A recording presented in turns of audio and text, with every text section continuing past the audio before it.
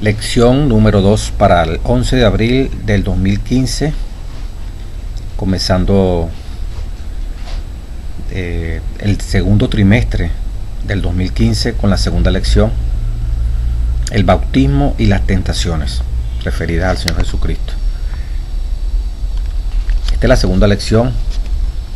Todas las 13 lecciones van a estar basadas en el libro de Lucas. Invitamos a los hermanos a estudiar, reflexionar sobre estas lecciones. En este caso, el bautismo y las tentaciones. En Lucas 3:22, para memorizar: y descendió el Espíritu Santo sobre Jesucristo en forma corporal, como paloma, y vino una voz del cielo que decía: tú eres mi Hijo amado, en ti tengo complacencia. Ahí estaban tres personas, ¿verdad? El Espíritu Santo, estaba Jesús, y la voz en el cielo que decía el Padre: tú eres mi Hijo amado, en ti tengo complacencia. Lucas 3:22. No es que Jesús es el mismo Espíritu Santo, como algunas teorías que hay por allí. El Espíritu Santo, forma corporal, vino sobre Jesús, y la voz en el cielo que decía: tú eres mi Hijo amado. Bueno, la primera parte prepara el camino del Señor. En Lucas 3, día domingo, aparece en su función específica y vital en la historia de la salvación Juan, que San Juan Bautista. Se puede decir cualquier cosa de la predicación de Juan, menos que endulzaba sus palabras a fin de agradar a la multitud. En el libro de Lucas, capítulo 3, versículo 1,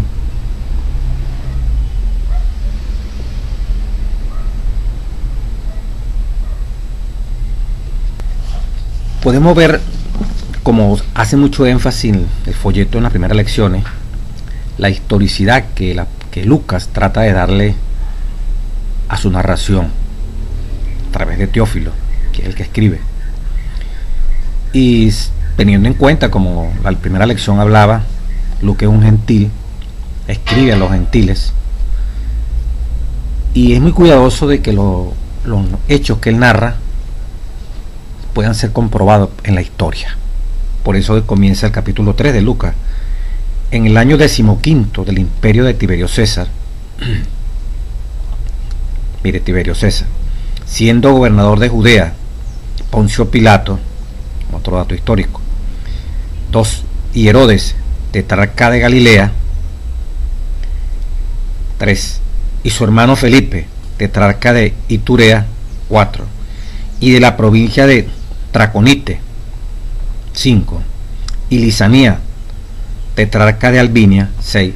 Todos esos datos es como para que en el futuro, si alguien quiere corroborar que este libro, lo que está escrito es real, es verídico, entonces coteja con cualquiera de estas 6 cosas que le he mencionado aquí, datos históricos que a través de cualquier fuente pueden ilustrar que lo que Lucas está diciendo allí ocurrió en la historia. Más claro todavía, versículo 2: y siendo sumo sacerdote Anás y Caifás, vino palabra de Dios a Juan, hijo de Zacarías, en el desierto. La lección 1 y esta lección 2 tratan de mostrar elementos que pueden ser chequeados por cualquier otra persona, aparte de la Biblia, y corroborar que lo que está allí, hay varias fuentes donde en el contexto cualquier historiador, cualquier arqueólogo que está chequeando por allí algunas piezas, algunos documentos, vean que son verídicos, pues. Entonces vino palabra de Dios a Juan en ese tiempo, en el año 15 del imperio de Tiberio César, con todo lo demás que le leí. Juan, hijo de Zacarías, en el desierto. ¿Dónde estaba Juan? En el desierto. Y él fue por toda la región contigua al Jordán predicando el bautismo del arrepentimiento para perdón de pecado. Su predicación se resumió en el bautismo de arrepentimiento para perdón de pecado. Como está escrito en el libro de las palabras del profeta Isaías, que dice, era una profecía, Isaías 43 al 5. Voz que clama en el desierto, dice Lucas 3:4 en adelante. Preparad el camino del Señor, enderezad su senda. Todo valle se rellenará y se bajará todo monte y collado. Los caminos torcidos serán enderezados y los caminos ásperos allanados. Y verá toda carne la salvación de Dios. Y decía a las multitudes que salían para ser bautizados por él, mensaje claro: oh generación de víboras, ¿quién os enseñó a huir de la ira venidera?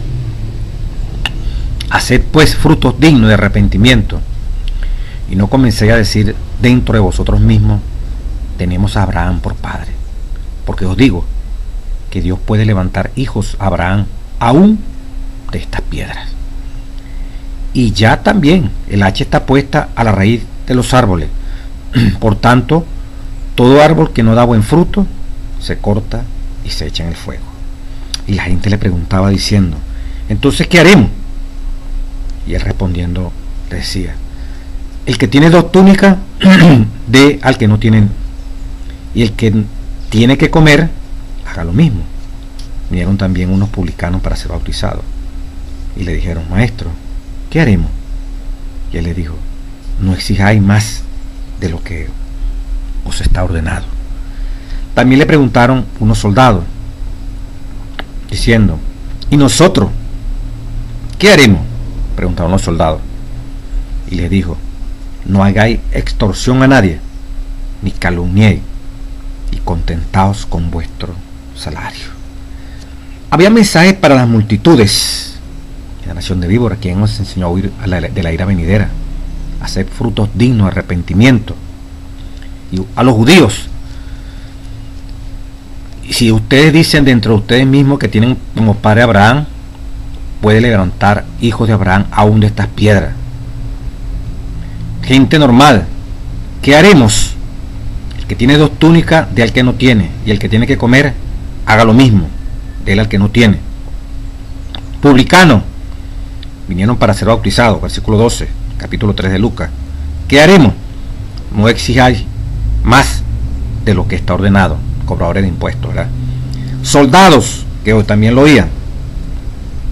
Y los soldados, ¿qué haremos? Preguntaron también.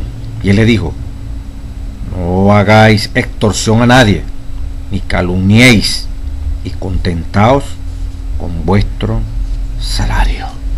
Tiene un mensaje para todos. Este hombre estaba preparando el camino para la primera venida de Cristo Jesús. Igual como la iglesia adventista hoy en día prepara el camino para la segunda venida de Cristo. La iglesia adventista representa a Juan el Bautista, por eso nos llamamos adventistas. Estamos predicando y preparándolo nosotros mismos y a otros para el encuentro glorioso con el Señor Jesucristo. Esto hizo Juan, esto le toca hacer a la iglesia. El segundo Elías fue Juan el Bautista, el tercer Elías somos nosotros. Nos toca preparar el camino para la segunda venida de Cristo. Ese folleto del arrepentimiento no es solo un concepto teórico, que era básico en la predicación de Juan, de Jesús. Es una manera de vivir. La palabra viene del griego metanoia, que significa un cambio de mentalidad, lo que conduce a una vida nueva. Viene de Dios. En nosotros mismos no se puede producir arrepentimiento, viene de Dios. Bautizar significa sumergir completamente en agua. Para los judíos de aquel tiempo, hermano, sí, ellos bautizaban cuando a los gentiles les tocaba oír el evangelio y se convertían, tenían que bautizarse. Dice, era una práctica común cuando los prosélitos gentiles elegían unirse a la fe judía, dice el folleto. Pero aquí lo extraño y novedoso fue que ahora Juan invita a los judíos a bautizarse. Los judíos invitaban a los gentiles a bautizarse, ahora Juan le dice a los judíos, ahora ustedes tienen que bautizarse. Dice el folleto, al invitar a los judíos a ser bautizados, Juan el Bautista estaba presentando un principio nuevo. El bautismo es una ocasión en que la persona renuncia públicamente a sus viejos caminos pecaminosos. Imagínate usted diciendo a la misma iglesia que tiene que renunciar a sus caminos pecaminosos. Como los adventistas, pues. El rebautismo, el bautizarse los adventistas por segunda vez, el que se llama un adventista que se bautice de nuevo, era como llamar a los judíos que se bautizaran. Pero no, eso no es para nosotros, eso es para los gentiles que no conocen el evangelio. Pero ahora resulta que el bautismo, Juan se lo plantea nada menos y nada más que a los judíos. El bautismo es una ocasión en que la persona renuncia públicamente a sus viejos caminos pecaminosos y se prepara para la venida del Mesías. Juan el Bautista introdujo así un acto simbólico de renuncia al pecado de los judíos, que se consideraban mejores que todo el mundo, y consagración a una nueva manera de vivir como ciudadanos del reino mesiánico que estaba por inaugurarse. Juan fue rápido en añadir que el bautismo solo con agua, pero que vendría uno después de él que lo bautizaría en el Espíritu Santo, nada menos y nada más que el Señor Jesucristo. Hay en el libro de Evangelismo, el capítulo a confirmación y retención, dice la reconversión y el segundo bautismo de los adventistas del séptimo día. El Señor pide, dice el Espíritu Santo a través de Elena White en este libro de Evangelismo, una reforma decidida. Y cuando un alma en verdad se ha convertido de nuevo, mira cómo dice, de nuevo, debe ser bautizada otra vez. Renueve ella su pacto con Dios y Dios renovará su pacto con ella. La reconversión, volver a convertirse, debe ocurrir entre los miembros para que como testigos de Dios puedan testificar del poder y la autoridad de la verdad que santifique el alma. Evangelismo, página 275. Entonces diríamos que como los judíos, pues que fue novedoso bautizarse en la predicación de Juan el Bautista. Eso era imposible, no se aceptaba. Se aceptaban que se bautizaran los mundanos, los gentiles. Ahora Juan les propone esto. Hoy en día también, hermano, hay personas dentro de la iglesia adventista que frente a un predicador, en una experiencia personal, que comienzan ahora a agarrar en serio estas cosas de Dios y necesitan ser bautizados. Ellos piden ser bautizados. A veces se les niega. No, que la Santa Cena, ya con eso también sí, también. Pero aquí dice que esto es posible y hay que hacerlo. El Señor pide una reforma decidida, y cuando un alma de verdad se ha convertido de nuevo, se había convertido pero se enfrió, pero de repente agarró la fuerza del Espíritu de una semana de oración, estudios personales, predicador tipo Juan, debe ser bautizada otra vez. Renueve ella su pacto con Dios y Dios renovará su pacto con ellos. La reconversión, vuelta a convertirse, debe ocurrir entre los miembros para que como testigos de Dios puedan testificar del poder y la autoridad de la verdad que santifica el alma.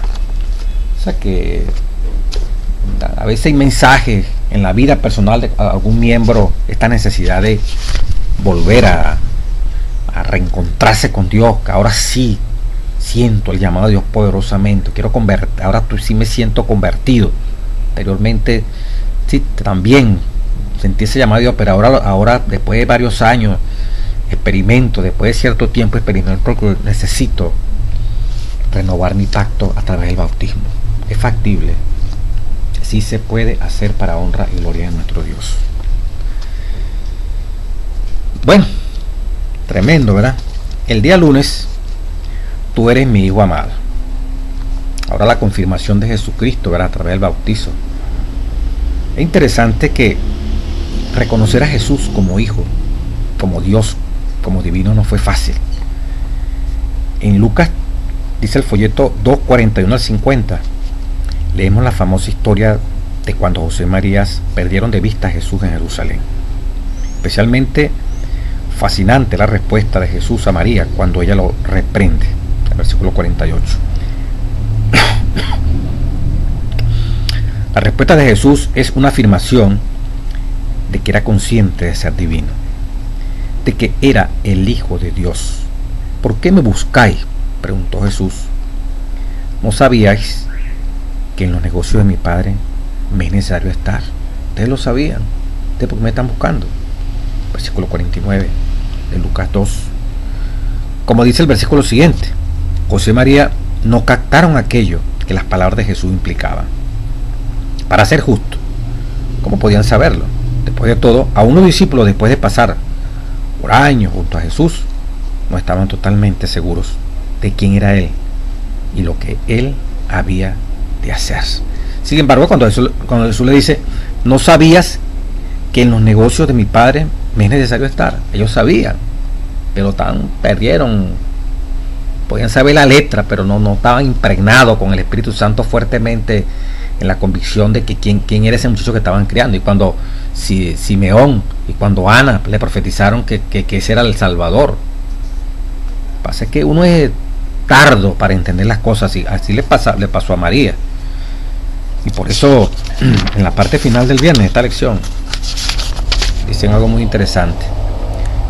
Si José y María hubiesen fortalecido su ánimo en Dios por la meditación y la oración, podrían haberse dado cuenta del carácter sagrado de su cometido y no habrían perdido de vista a Jesús.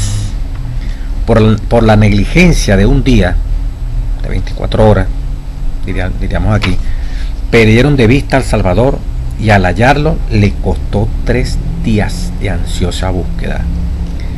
Por la conversación ociosa, la maledicencia o el descuido de la oración, podemos en un día perder la presencia del Salvador, y puede requerirse muchos días de pesarosas búsquedas para hallarlo y recobrar la paz que habíamos perdido. Deseo de toda la gente, página 62.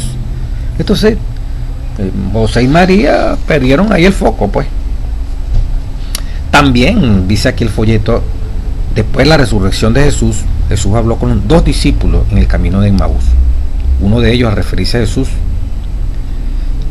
había dicho que este fue profeta, poderoso en obra y en palabras delante de Dios y de todo el pueblo, y Jesús iba allí con ellos. Lucas 24, 19. Jesús, por supuesto, era mucho más que un profeta. Aún entonces, ellos, después de la resurrección, no habían captado quién era Él y qué había venido a hacer. Imagínense ustedes, 3 años y medio caminando, durmiendo, día a día con Jesucristo. Todavía no lo entendían. ¿Qué quedará para nosotros, hermanos? El tener que todos los días sometido a las pruebas y dificultades, aprender por las pruebas y las dificultades a depender de Dios, entender que Él existe, entender su propósito, no confundirlo como los discípulos. Pensaba que todo ese liderazgo de Jesús iba a terminar con ellos mandando en Roma en Jesucristo un emperador. En Hechos los Apóstoles, capítulo 1, vemos que hasta el final ellos pensaban que Jesús iba a establecer un reino terrenal aquí en la tierra. Aparentemente el tiempo perdido, pero tuvo que venir el derramamiento del Espíritu Santo para que comprendieran la realidad de la realidad.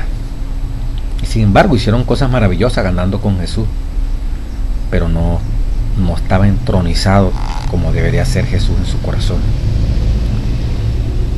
Y nosotros, hermanos, María y José, criando a Jesús, mire cómo un día perdieron de vista a Jesús, se desconectaron con el cielo, tantas ocupaciones y tantas cosas. Pasaron 3 días horribles para volver a recobrar otra vez a Jesús. En Mateo 3, 13 al 17, Juan 1, 29 al 34, Lucas 3, 21 al 22. ¿Cuál es la importancia del bautismo de Jesús? Juan dice, vio el Espíritu descender sobre Jesús. Lucas dice que se oyó aquella palabra, tú eres mi Hijo amado. En ocasión del bautismo, dice el folleto, el cielo afirmó que Jesús era el Hijo de Dios. Jesús buscó el bautismo no porque Él lo necesitara, como parte de un proceso posterior al arrepentimiento, sino para dar ejemplo a otros. Mateos 3, 14 y 15. Se destacan 3 factores importantes con respecto al bautismo de Jesús. Primero, la proclamación del bautismo.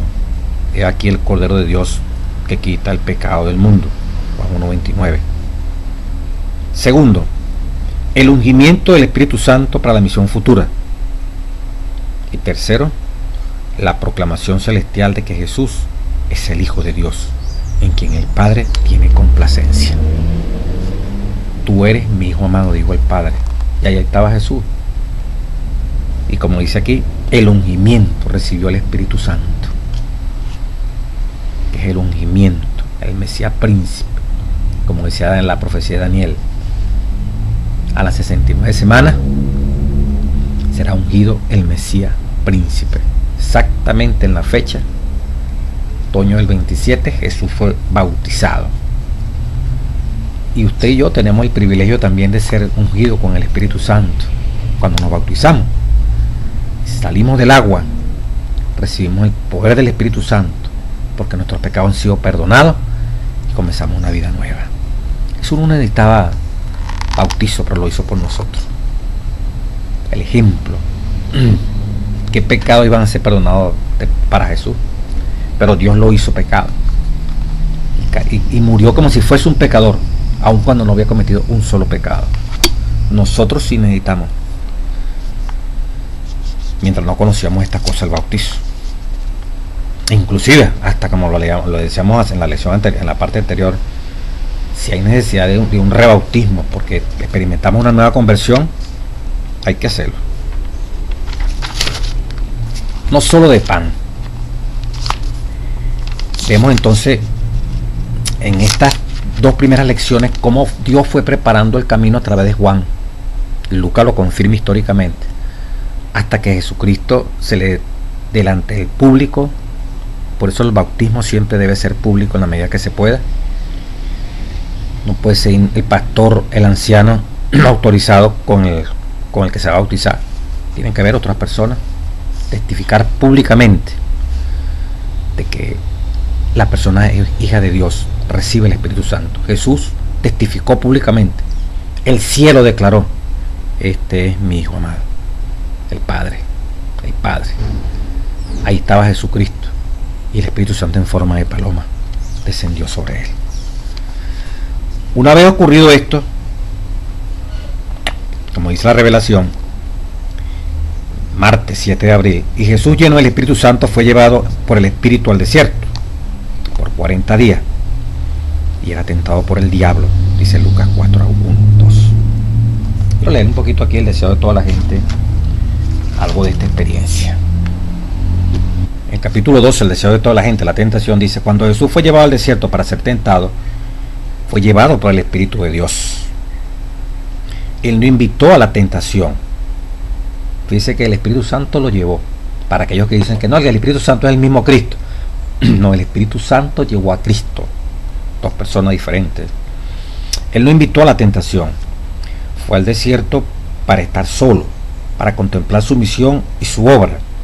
Por el ayuno y la oración debía fortalecerse para andar en la senda manchada de sangre que iba a recorrerse. Pero Satanás sabía que el Salvador había ido al desierto y pensó que era la mejor ocasión para atacarle. Terrible, ¿verdad? Fue en el tiempo, dice la página 95 de este capítulo 12, la tentación, de la mayor debilidad, cuando Cristo fue asaltado por las tentaciones más fieras. Así Satanás pensaba prevalecer. Por este método había obtenido la victoria sobre los hombres. Cuando faltaba la fuerza y la voluntad se debilitaba y la fe dejaba de reposar en Dios, entonces los que habían luchado valientemente por lo recto durante mucho tiempo eran vencidos. Moisés se hallaba cansado por los 40 años de peregrinación de Israel, cuando su fe dejó de agarrarse momentáneamente al poder infinito. Fracasó en los mismos límites de la tierra prometida. Así también le sucedió a Elías, que había permanecido indómito delante del rey Acab, y había hecho frente a toda la nación de Israel, encabezada por los 450 profetas de Baal. Después de aquel terrible día pasado sobre el Carmelo, cuando se había muerto a los falsos profetas y el pueblo había declarado su fidelidad a Dios, Elías huyó para salvar su vida ante las amenazas de la idólatra Jezabel. Así se había aprovechado Satanás de la debilidad humana, de la humanidad. Y aún hoy sigue obrando de la misma manera. Siempre que una persona está rodeada de nubes, se halla perpleja por las circunstancias, mosca hermano, mucho cuidado, o afligida por la pobreza y la angustia, Satanás está listo para tentarla y molestarla. Ataca los puntos débiles de nuestro carácter. Trata de destruir nuestra confianza en Dios, porque Él permite que exista tal estado de cosas. Nos vemos tentados a desconfiar de Dios y a poner en duda su amor. Muchas veces el tentador viene a nosotros como se presentó a Cristo, desplegando delante de nosotros nuestras debilidades y flaquezas. Espera desalentar el alma y quebrantar nuestra confianza en Dios.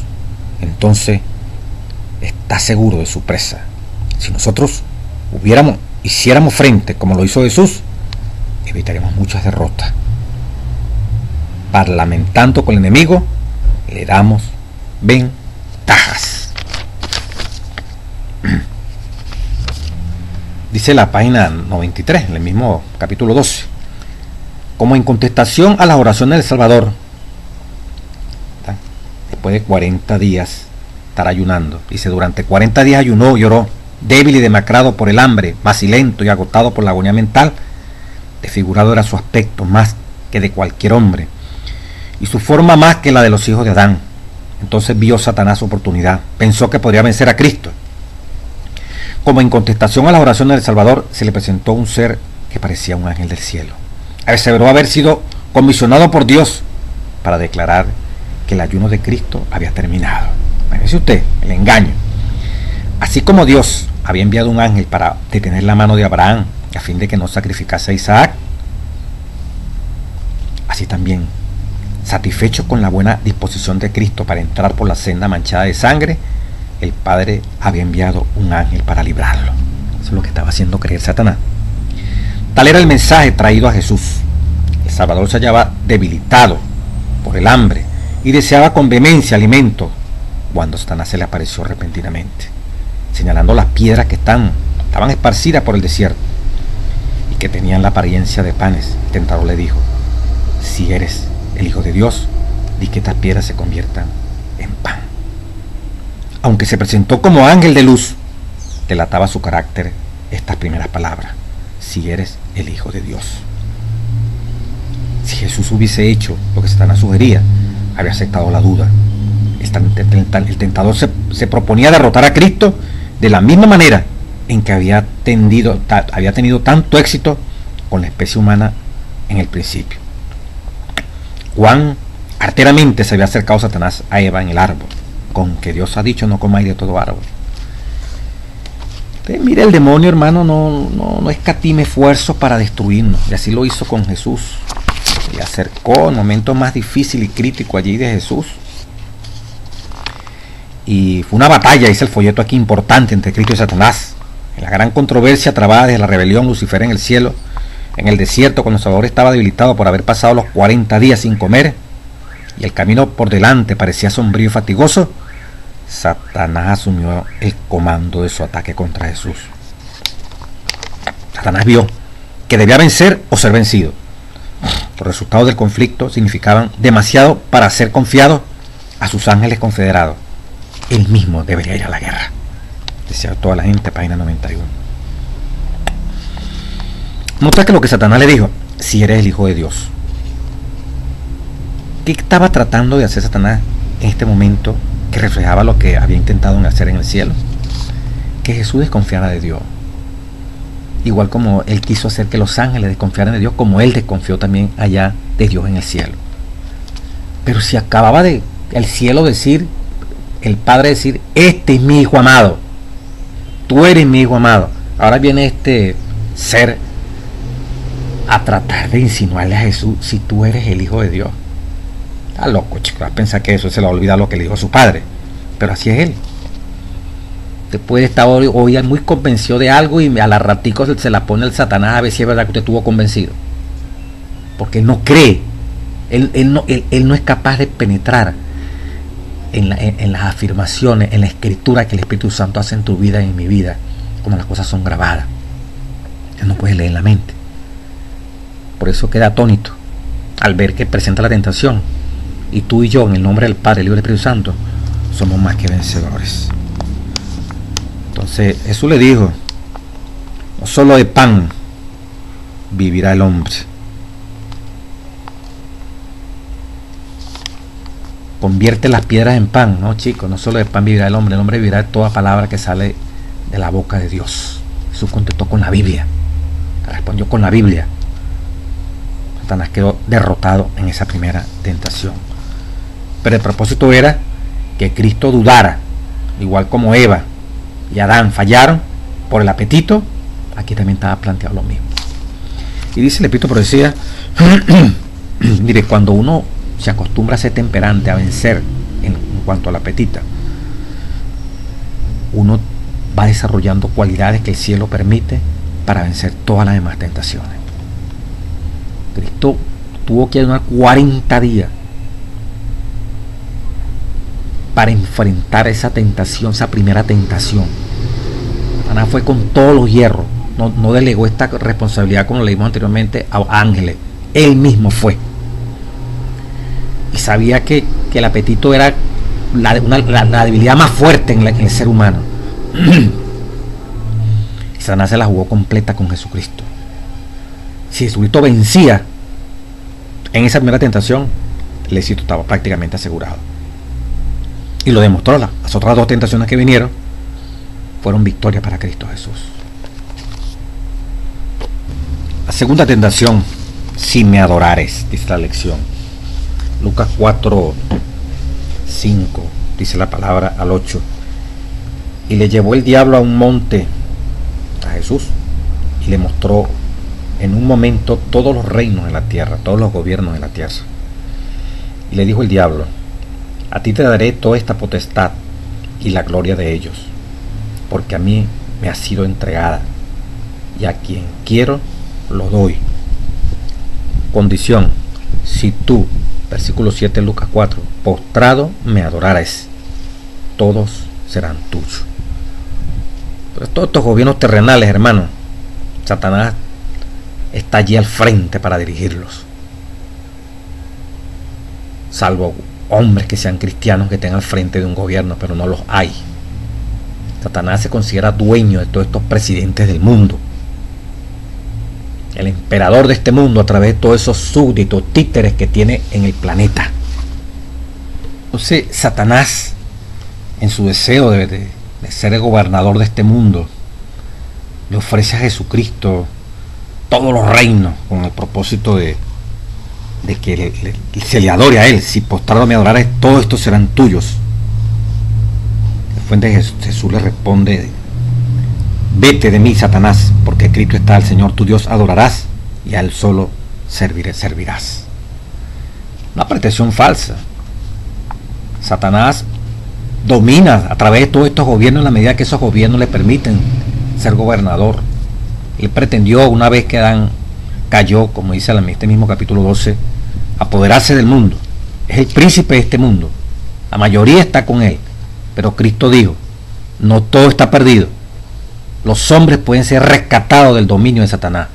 Los hombres pueden ser libertados del dominio de Satanás. Y para eso vino Jesús. Aunque tú puedes dar a entender que eres el dominador de este mundo, y le ofreció como si fueran de él y a los reinos de este mundo, sin embargo Dios es soberano. Aunque hay un impostor que ha querido apoderarse del mundo, Dios tiene el poder para libertar a quienes quieren salir de la esclavitud de Satanás. Fuera un dominio tal, si eso fuera verdad, que ni Dios mismo pudiera arrebatarle a Satanás las almas. Pero Dios tiene el poder para arrebatar las almas a los que pertenecen a ese principado, a ese dominio que Satanás ha hecho sobre los reinos de esta tierra, sobre los gobiernos de esta tierra. Hay un Salvador, hay una disputa. Cristo tratando de rescatar esos territorios, esos seres humanos que son posesión, que son criaturas de él, porque Satanás no hizo a ningún ser humano, pero él se apoderó en la medida que tú y yo pecamos. Entonces viene el gran conflicto. Todos los que estamos en pecado, todos los que desobedecemos los mandamientos de Dios, estamos del lado de Satanás. Pertenecemos al gobierno de Satanás, la nación que tú estés y yo esté. Pero todos los que decidimos que el Señor venga a nosotros, oímos la voz de Él para ser libertados del pecado, ser libertados del dominio, del imperio de Satanás. El Señor tiene el poder y por eso murió en la cruz, para pagar un rescate. Cuando tú y yo lo aceptamos, salimos de los dominios, de los predios, del territorio de Satanás y nos convertimos en herederos, en habitantes de este reino celestial que Dios está estableciendo aquí en la tierra y que muy pronto culminará cuando el Señor nos saque de aquí para vivir eternamente con Cristo Jesús en el reino de los cielos. Entonces este señor quería engañar a Cristo, pues, este ángel caído, ofreciéndole los reinos como si fueran de él en su totalidad. Si me adorares, y es el folleto a la adoración, es solo una prerrogativa de Dios, es el factor que para siempre separa a las criaturas de un creador. Uno de los temas de la rebelión de Lucifer contra Dios en el cielo fue el de la adoración. La ambición de Lucifer está bien resumida en Isaías 14, 13 al 14. Ascender al cielo, exaltar su trono por sobre las estrellas del cielo, ser como el Altísimo. Fue un intento de usurpar la autoridad que pertenece solo al Creador y que nunca será dada a ninguna criatura, no importa cuán exaltada sea. En este contexto podemos entender mejor qué ocurre en esta tentación cuando Jesús estaba a punto de iniciar su misión para redimir al mundo y volverlo a la posesión y autoridad de Dios. Satanás lo llevó a la cumbre de un monte, dándole una visión panorámica de todos los reinos y ofreciéndoselos a él a cambio de un acto sencillo: si tú, postrado, me adorares, todos serán tuyos. Satanás estaba tratando de desviar la perspectiva de Cristo de su prioridad divina y atraerlo con la pompa y la gloria por un precio no más alto que una inclinación. Estaba tratando aquí otra vez de conseguir la autoridad y la adoración que no pudo obtener en el cielo. Ahora se la jugó aquí. Ahora yo voy a tener la autoridad y el poder del cielo. Si yo logro que Cristo se me arrodille, no importa que todos los reinos se los entregue a Él, pero yo soy el que gobierno sobre los reinos y sobre el mismo Cristo. Bueno, ya todos conocemos la historia. Cristo echó a Satanás con total desprecio. Vete de mí, Satanás. La adoración y el servicio que le acompaña pertenecen al Dios creador exclusivamente. Aquí otra vez la palabra de Dios viene en su ayuda. No dijo la inspiración mediante Moisés: oye, Israel, Jehová nuestro Dios, Jehová uno es, y amarás a Jehová tu Dios temerás y al solo servirás. Deuteronomio 6, 4, 5 y 3. Qué maravilloso, ¿verdad? Se volvió estrella Satanás. Y por último, el jueves, Cristo el vencedor.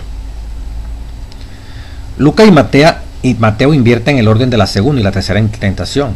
La razón no es clara, pero eso no necesita detenernos. El punto vital es la victoria final de Jesús sobre Satanás, proclamada en ambos evangelios. Al estudiar las tentaciones, vemos que Jesucristo es una persona real, tentada como nosotros, pero sin pecado. Hebreos 4:15. Con su victoria sobre cada una de las tentaciones, su triunfo sobre Satanás con la palabra de Dios en su boca y conectado con el poder celestial por medio de la oración, Jesús sale para proclamar el reino de Dios e inaugurar la era mesiánica. En las primeras dos tentaciones, Jesús usó la escritura para vencer la incitación de Satanás. Cristo está.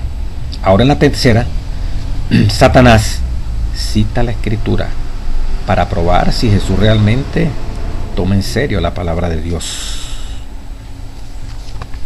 Pero, por ejemplo, cuando leemos Lucas, la primera tentación, Lucas 4:3, el diablo le dice a Jesús: si eres el Hijo de Dios, di a estas piedras que se conviertan en pan. Jesús le responde con una cita bíblica: no solo de pan vivirá el hombre. Luego, otra tentación.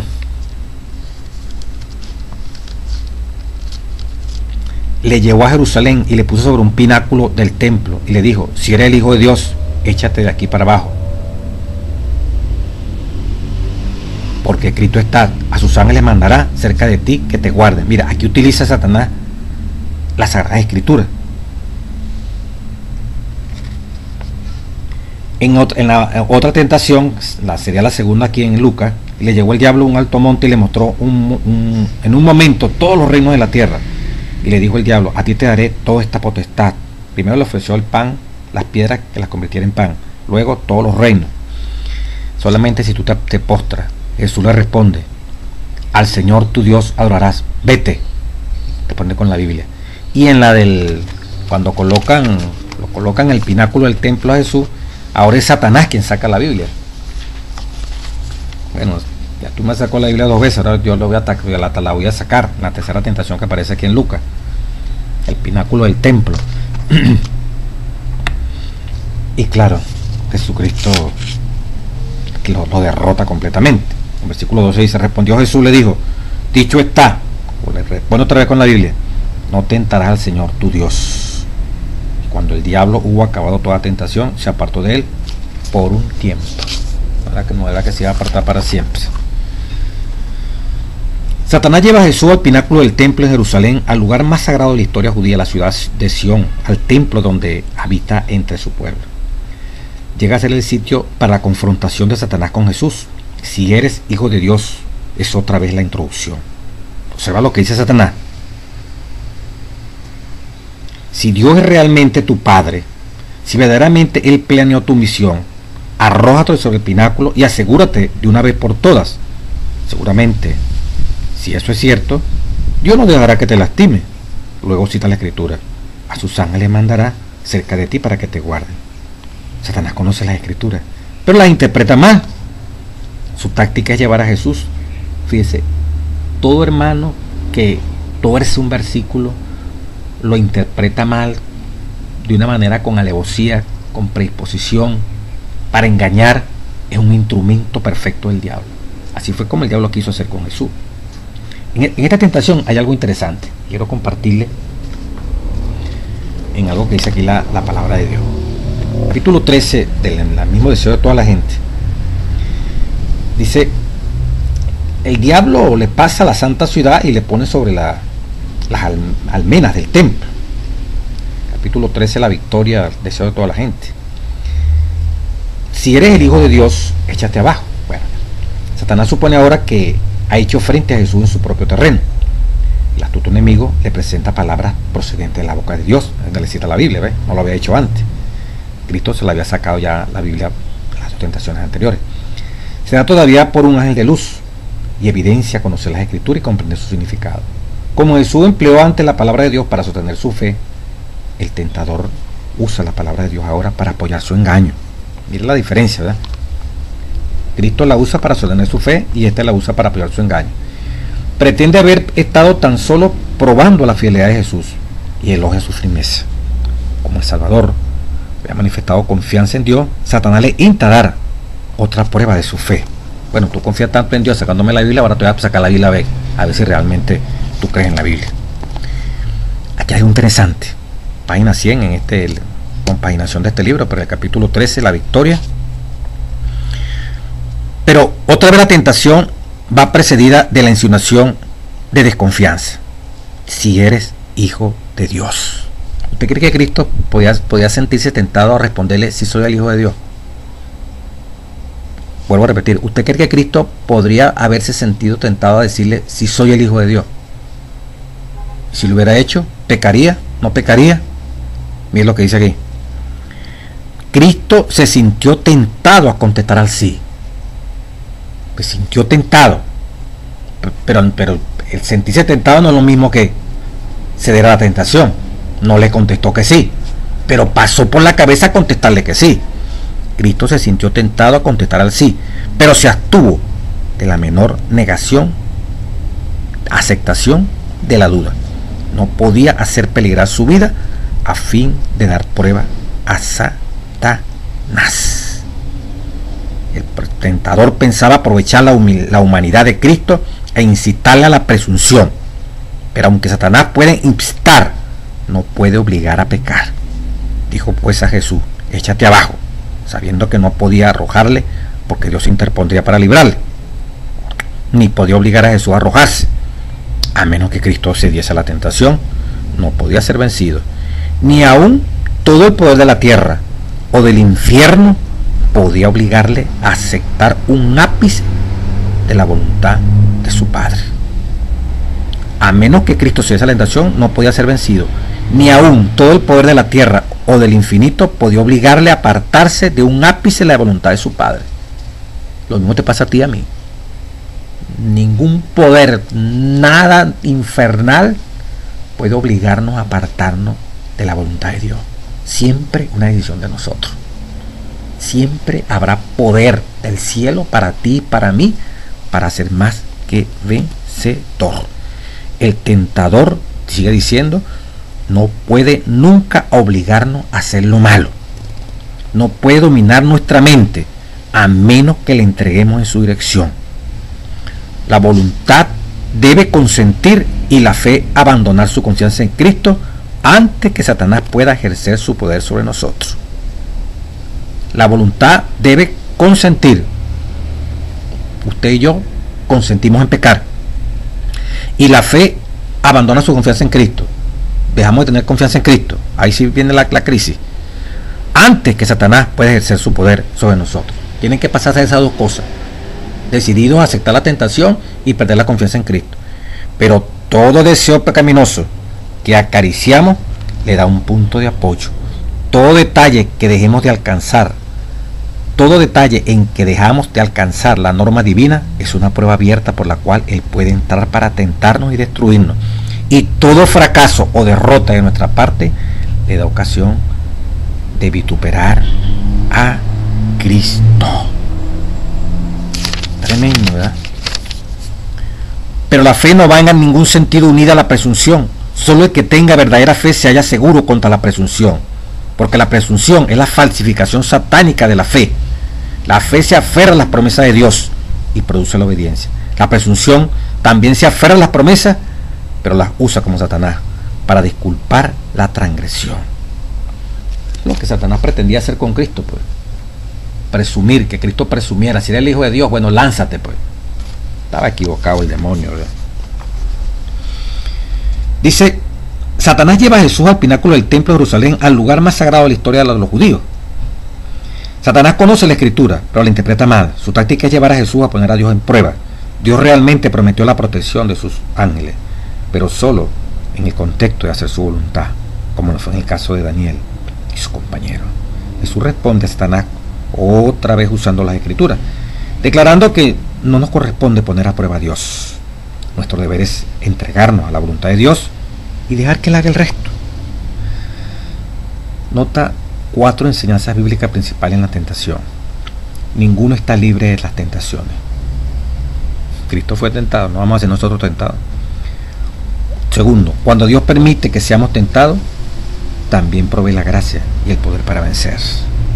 Tercero, las tentaciones no se presentan del mismo modo cada vez más. Cada vez. Cuarto, ninguno es tentado más allá de su capacidad para soportar la tentación.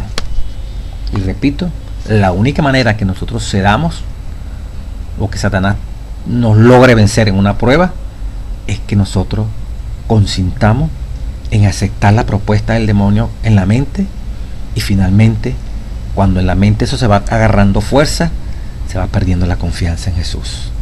Solamente así usted y yo somos derrotados. Solamente así usted y yo podemos pecar.